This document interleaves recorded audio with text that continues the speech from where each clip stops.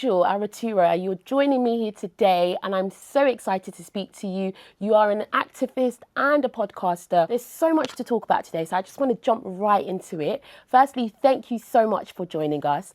I just want to find out, really, first of all, you live in Northern Ireland. How was that like growing up as a Black woman in Northern Ireland? Well, first of all, thank you so much for having me. And to answer your question, it was a bit of a challenge, not just a bit of a challenge, actually. It was a huge challenge. I'm having to deal with, an identity crisis because this country is so overwhelmingly white, and it's very hard to feel like there's a place for you. It was sort of like, it was always whenever I was growing up in school, I was the one Black girl in a room full of, white pupils. So having to come to terms with, my heritage and being a Black woman and not feeling like I was accepted was really difficult, especially because I was born here and I didn't feel like I belonged here. So it was definitely a huge challenge for me.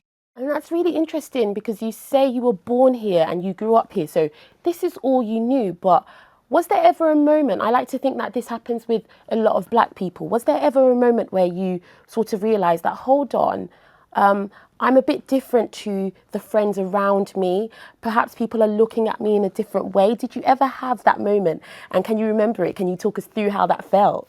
I think the earliest memory of realizing that I'm different and that I didn't like it was whenever I would be in class and, the girls, they would be playing with each other's hair. They would be able to take their hair out of the ponytail and, braid each other's hair. And it was sort of like, a connection of like friendship. It was bonding.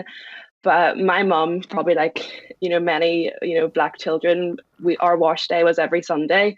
So my older sister and I, we would get our hair done every Sunday. My mum would braid it and we would not touch it. We would leave it until the next Sunday. So the whole idea of, and even if I was to take my hair out, there was no chance my friends would be able to, braid it or anything, even myself. And, it was as stupid as it sounds, but that was such a huge, I had such a challenge with my hair, and it was, all the time wishing that I had this straight hair.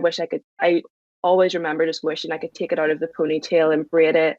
And some people may call that stupid, but that, for me, it was such a huge part of my life, to the point where, as I'm sure a lot of Black women did, they relaxed their hair. And I didn't do that for me. I did that because I wanted to fit in and I wanted to be like everyone else.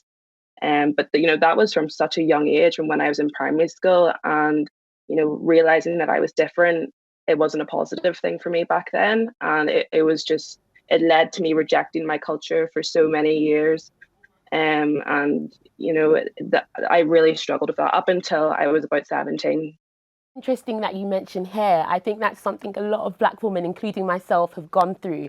I remember when I was in school, when I used to get my hair braided and my hair would change overnight. And my friends would be like, Lola, what happened to your hair? And I'd make up some sort of story about, how magically my hair grew overnight. So that's definitely something I feel a lot of Black people, especially women, navigate through. But I mean, something now that you really embrace is your heritage, your culture, who you are.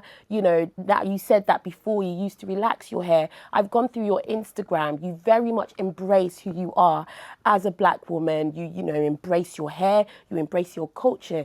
You said that this happened around 17. What was the light bulb moment? What sort of happened to you? Why did you sort of think, I'm going to stop hiding who I am? The problem sort of stemmed from the lack of, representation of, Black women and their natural hair and things like that, in TV shows and movies and magazines. And I think that's where the idea of normal was, I thought being white was normal, and I hated the fact that I was Black, and I hated everything.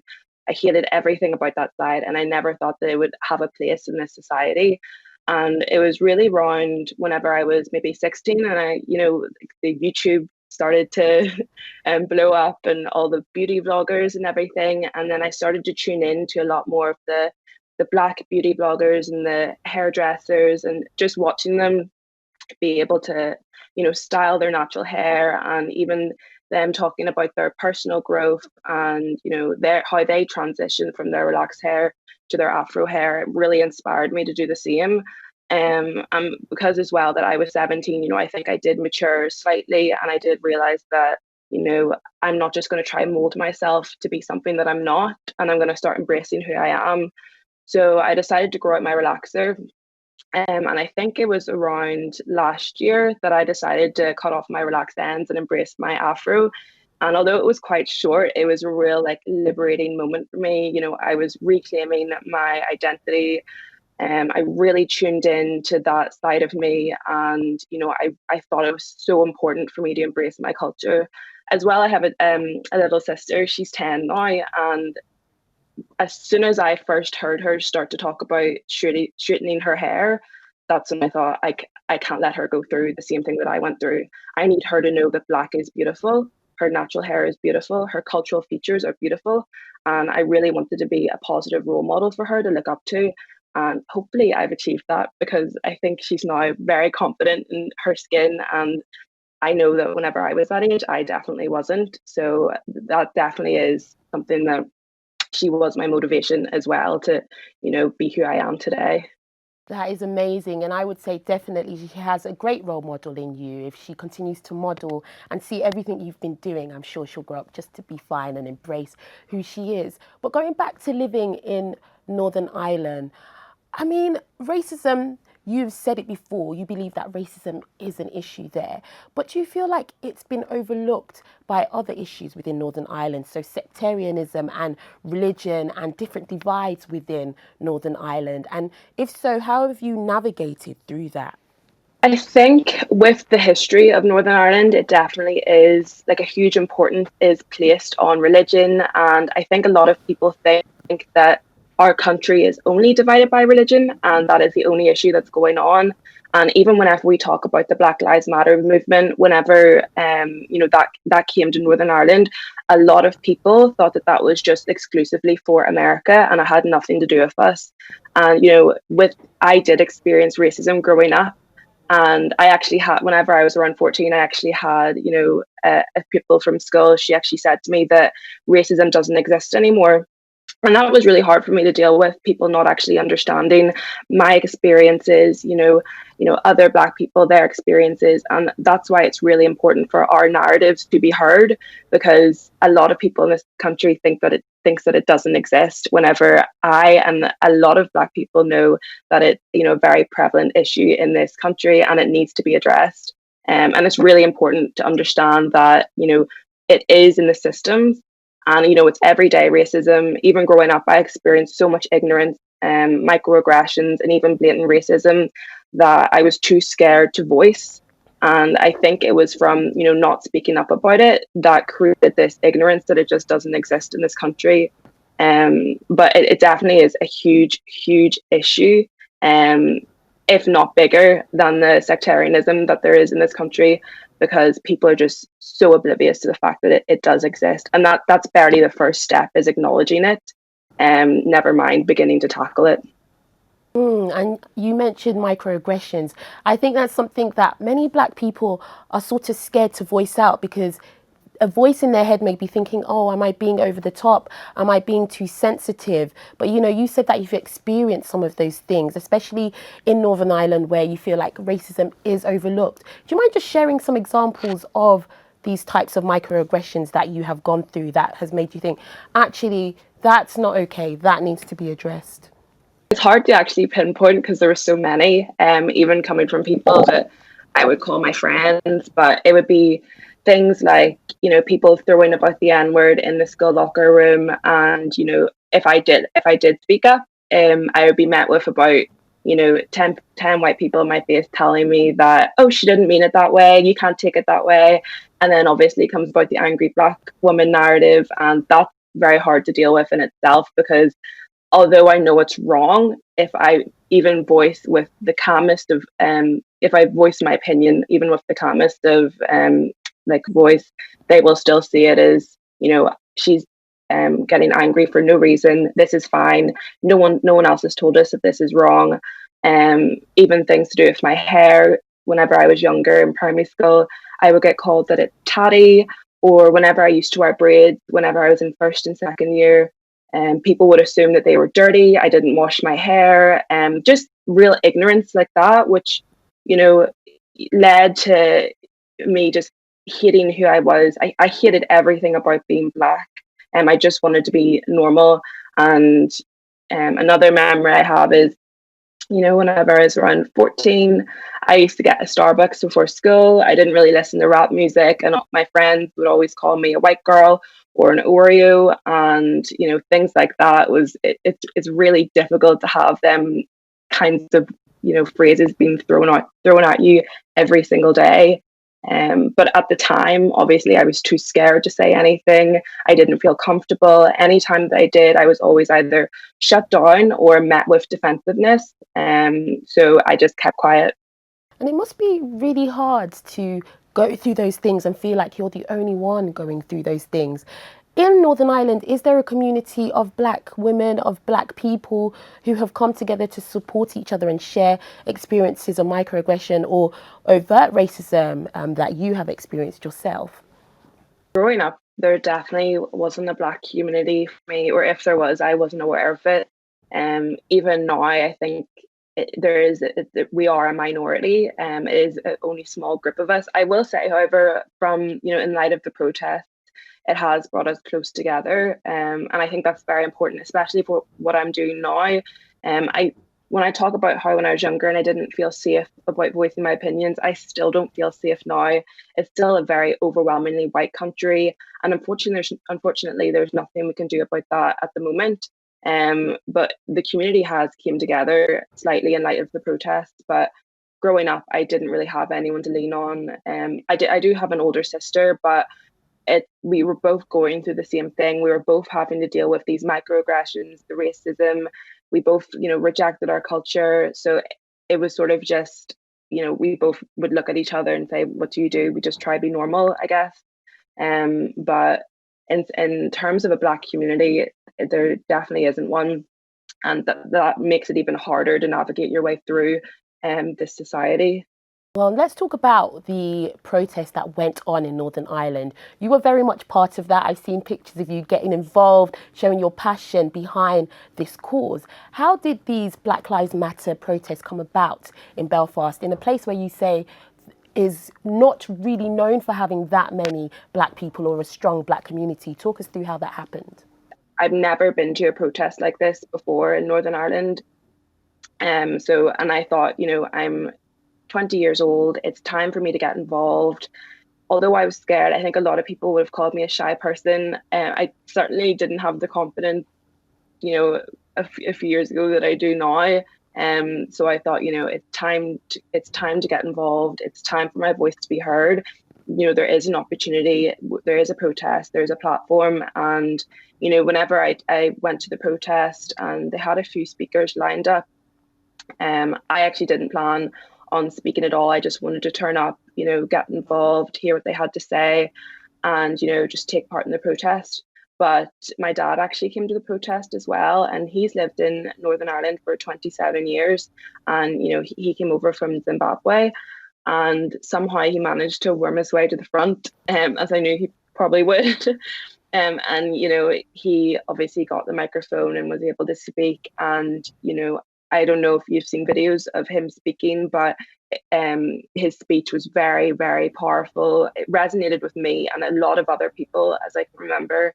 And I thought, if he can do it, a Black man who has lived in this country for 27 years, who's seen it all, seen all the racism, the attacks, the abuse, the work, everything like that.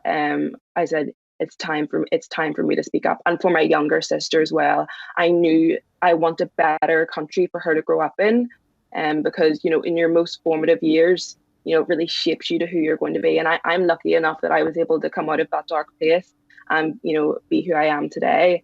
And I just decided to start speaking from the heart and start letting everyone know that was there that there is racism in this country. It's time to talk about it. It's time for you to get involved, and we really have to tackle it. And I think that resonated with a lot of people as well. And it sort of led me on to to be doing the work that I'm doing today. And I definitely do think a few months ago, I've definitely grown as a person, and my confidence definitely has came out. I just feel a lot stronger, more comfortable in my skin. So yeah, I'm grateful that the protests happened. It was a very sad situation, obviously, with George Floyd, but fortunately, it was able to bring the community together and hopefully get the conversation started. Absolutely, absolutely. And this is obviously something that's taken the world by storm, or by surprise, maybe should I say. I think the level of protest at different places in different countries was unprecedented. And especially going back to a place like Northern Ireland, again, just going off what you said about the fact that there isn't a strong black community presence there. What was the reaction like to these protests, to this change in attitudes from this very small, going off what you said, black community, of people just speaking up and saying, you know what, enough is enough? What was the reaction, and has there been a change since those protests? From what I can remember, I think the reaction was mostly negative. I think especially because it was happening, I think it was during lockdown, or maybe the restrictions had just been eased, and a lot of people were very uncomfortable with that. But as far as I was concerned, racism is a pandemic, and if I have an opportunity to step out and stand with my brothers and sisters and let our voices be heard, I'm going to do that.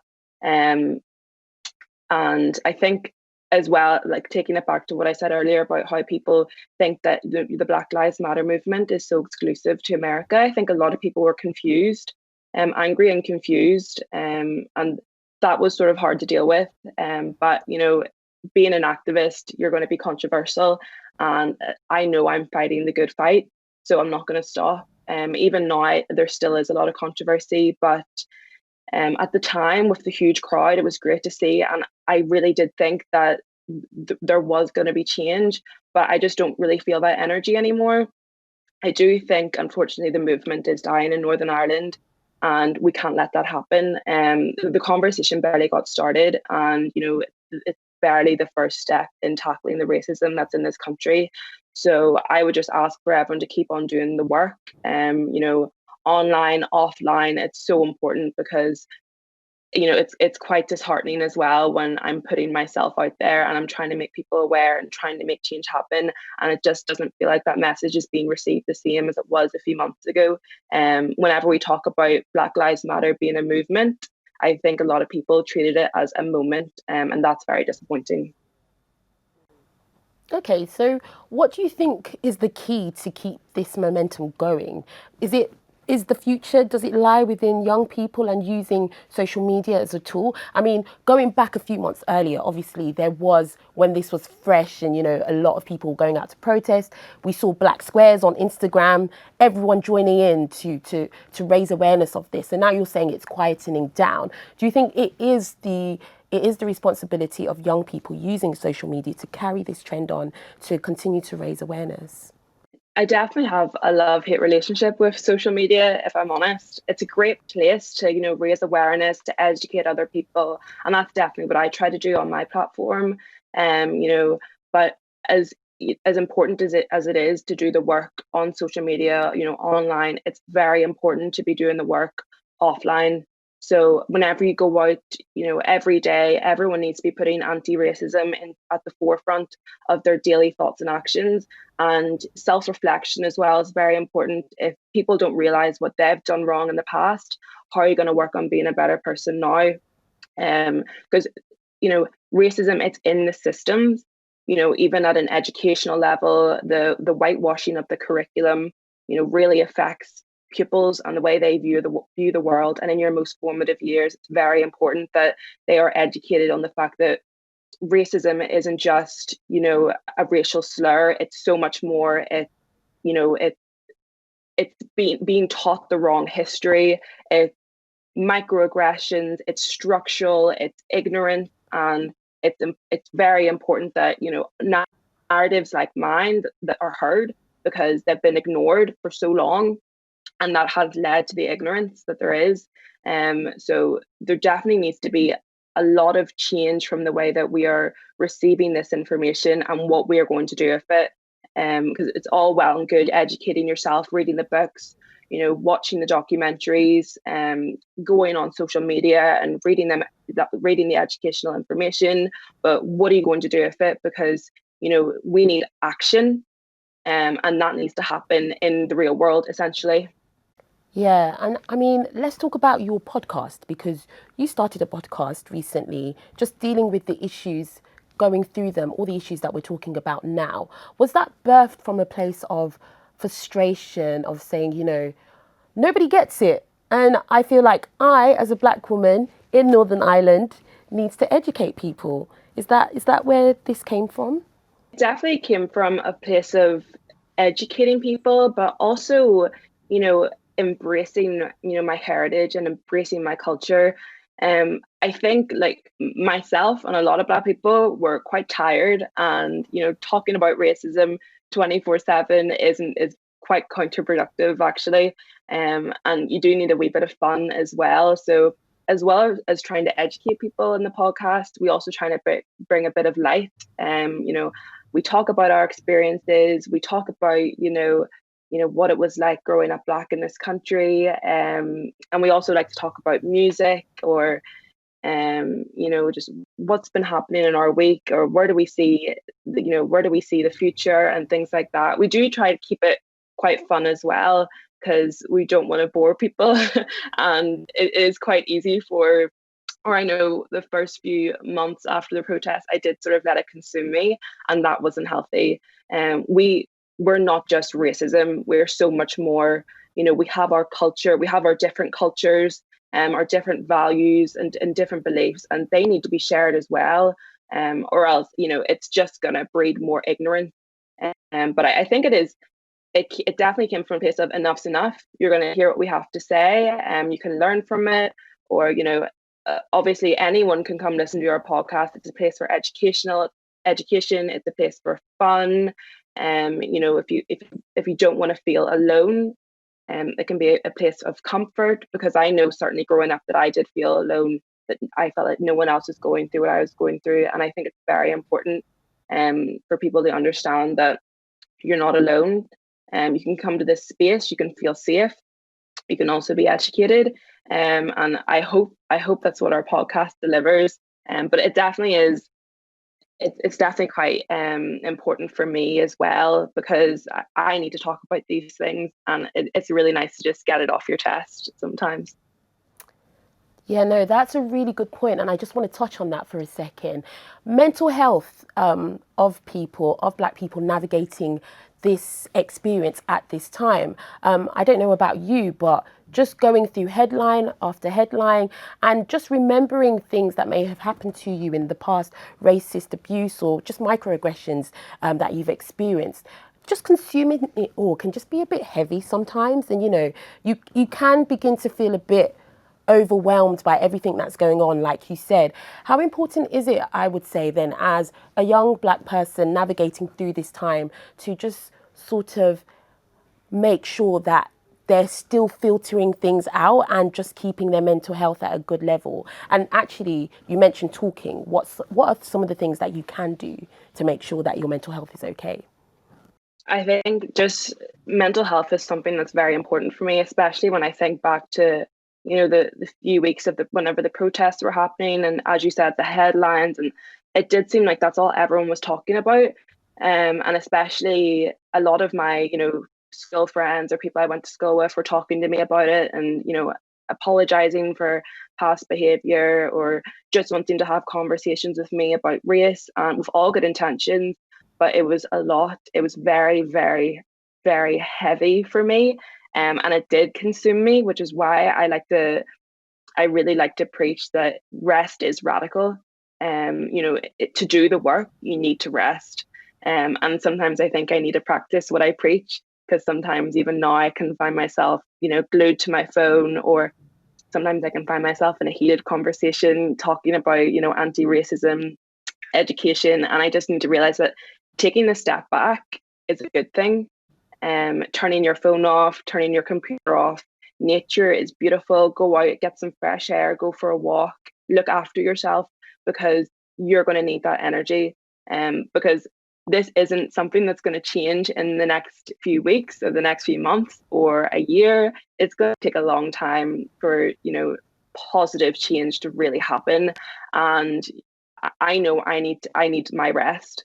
and I need to preserve my energy for the important things, and only do as much as I can. Don't overwork yourself, because your mental health matters, and rest is radical and it's very important.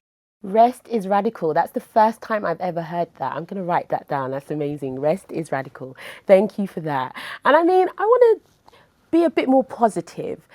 I think, you said it is a long haul. You're here for the long haul. Things don't just happen overnight. And you mentioned your dad. He came to the protest and he's been very vocal about this.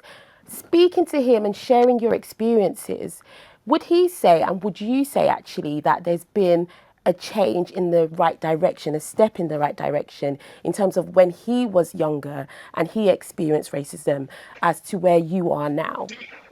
I've tried to have this conversation with him a few times actually, and I've always got a quite confusing answer. In certain ways, it has gotten a lot better, but for him, he's been in this country for 27 years, and unlike me, this isn't the first time that he's tried to talk about, racial inequality and racism in this country. For all of them 27 years, apart from the protest, his voice was the most, it wasn't listened to at all. I'm quite fortunate that when I decided to speak out, I was actually listened to, but for him, for 27 years, he wasn't. So I think that is a positive, where he's now able to, he is doing the work. And in some ways, it's brought us closer together as well.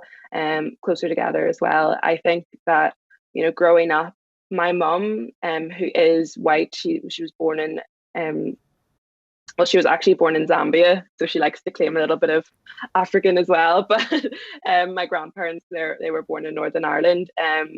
I sort of used her as my comfort blanket, and I think that sort of created a divide with my dad as well. If I had like parent teacher coming up, I would always want my mum to come with me, just because I know how Black men are treated in this country, and I do think having those conversations with my dad has brought us closer together, and it's almost strengthened us in a way. It's empowered us to continue to fight.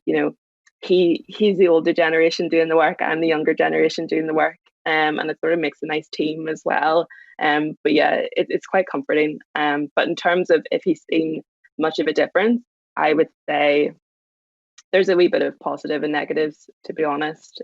He never gave me a straightforward answer.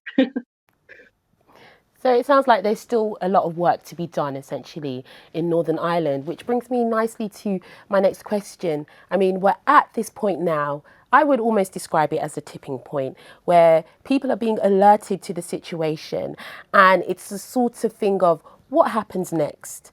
So, in your view, what needs to happen next? What would you like the future to look like? What needs to be done to, see a better Northern Ireland, and perhaps even to grow a stronger Black community within the areas that you live and study in? I think, currently, and it's always been this way, where ethnic minorities just don't feel safe in this country, and that we don't feel welcomed. As I said before, I was born here and I still don't feel like I belong. Even now, as a strong Black woman, comfortable in my own skin, I still don't feel like I belong here. And that really needs to change, especially for anything I do. I keep my younger sister in mind as well. She's going to be growing up in this country, and I definitely do not want her having to experience the same things that I experienced. I think something I like to place a huge importance on is education reform. Our curriculum is completely whitewashed, and that there definitely needs to be change there. It's Black History Month. Black history just isn't being taught in schools, and if it is, it's not being taught properly. Even anti-racism training, racial competence training in schools, in the workforce, is so important. Because at the end of the day, I've always been that one Black girl in a room full of white people, and people need to acknowledge that the way I experience the world is going to be a lot different to the way that they experience the world, and it's not up to me to teach them that. I think it definitely starts in the younger years, and I know some people say, well, how young do we really start teaching kids about racism and structural racism, everyday racism? And when I think of how young I started to experience it, that could be 3 years old, 4 years old. It really needs to be something that's continuously taught to kids growing up. And I do sort of think it is up to the younger generation that are going to be the change. Sometimes when I think of the way that politics are in this country, the way some people think in this country, it just makes me feel it's just too far gone at a certain age. And it's really important to start educating kids on, it's important to teach them about activism as well. I don't think that's really taught properly in schools, and how kids can actually make change in the world, make positive change. I think whenever I heard of activism a few years ago, I thought, well, I can't do that. I can't change the world. But we all have a part to play, even if it's so small. And I think definitely starts in the schools. And that's not just with the kids, that goes to the staff as well. And the whole, the values of the schools as well. There definitely needs to be a bigger importance placed on, diversity and, teaching kids properly about racism and injustices. Yeah, that's really interesting. You mentioned how, again, you would find yourself in spaces where you were the only one. How important do you think representation is for the younger generation, for people like your sister, for people in school, to see other people that look like them in the media, in different spaces, to give them that confidence to be who they want to be and not relax their hair like maybe a few of us did when we were growing up? Representation is so important. I think it's key to helping, young Black children to really accept and embrace their cultural features, their heritage, and really reclaim their identity. That's something that I obviously struggled with a lot. That was a huge challenge for me to overcome, and I'm just lucky that it came to me as young as 17, because I know for a lot of other Black women it's taken them a lot longer to realize that. But yeah, representation is so important, especially in the government as well. Like there needs to be a lot more diversity in them spaces.